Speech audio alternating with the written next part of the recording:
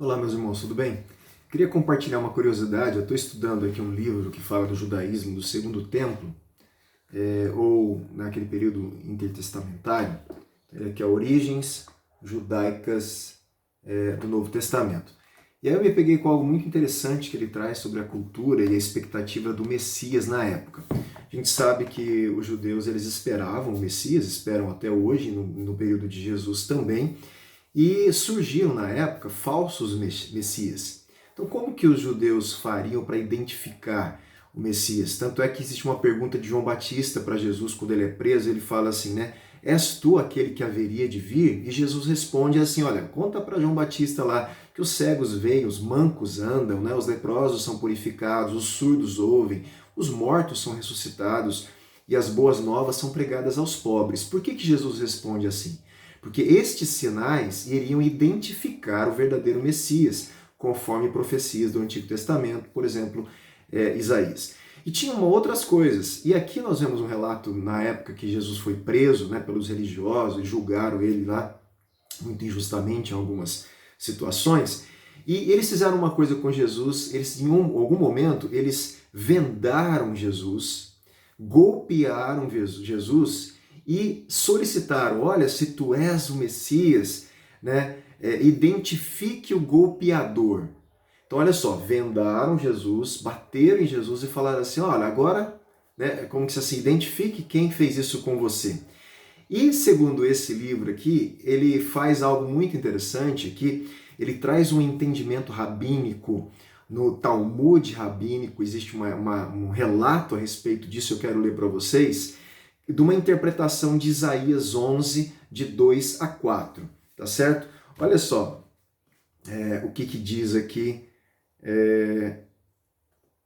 esse Talmud aqui, ó. Ele diz assim, Talmud babilônico Sanhedrin 93b apresenta Isaías 11, 3 e 4.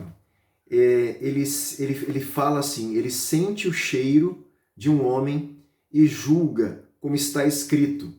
E ele não julgará, o que está no texto é isso, ele não julgará pela aparência, falando do Messias, né? Que o Messias, esse homem escolhido por Deus, ele não julgaria segundo a aparência, nem decidirá com base no que ouviu, mas com retidão julgará os necessitados, com justiça tomará decisões em favor dos pobres. Os rabinos, então, portanto, olha que interessante, pressupunham, era uma interpretação rabínica, que o 11.3 dissesse assim, a interpretação deles, olha só como que era do texto, ele sente o cheiro de acordo com o temor do Senhor. Eles interpretam a palavra hebraica, normalmente traduzida por se inspirará, como sentir o cheiro. A passagem talmúdica, logo em seguida, fala do pseudo-messias Bar Koba. Bar Koba reinou 2 anos e meio, e então disse aos rabinos, eu sou o Messias. Então, olha, um falso Messias tinha surgido. E como que eles testaram, né, esse tal de Bar Koba, se ele era o Messias ou não? Eles responderam, sobre o Messias está escrito que ele sente o cheiro e julga. Vejamos se ele pode fazer isso. Quando viram que ele era incapaz de julgar pelo cheiro, eles o mataram.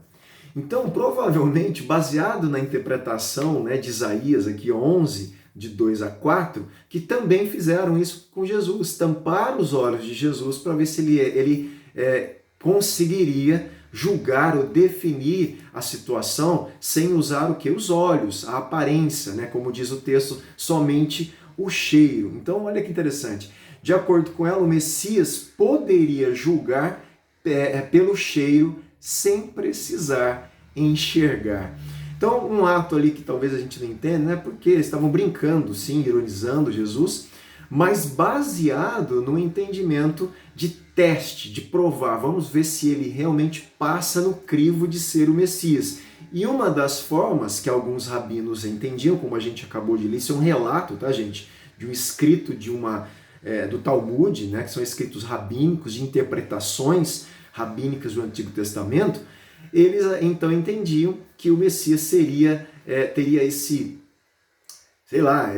poder de julgar pelo cheiro, né, sem precisar dos olhos, da aparência, só de ser inspirado pelo cheiro, baseado no temor do Senhor, ele conseguiria então julgar. Diante disso, eles queriam ver se Jesus passava por esse teste e identificasse a pessoa que estava golpeando ele com os olhos fechados. Acredito eu ser uma interpretação equivocada, né? Porque Jesus não em nenhum momento disse que esse seria um sinal do Messias e ele não cedeu a isso, pelo que a gente vê no relato bíblico.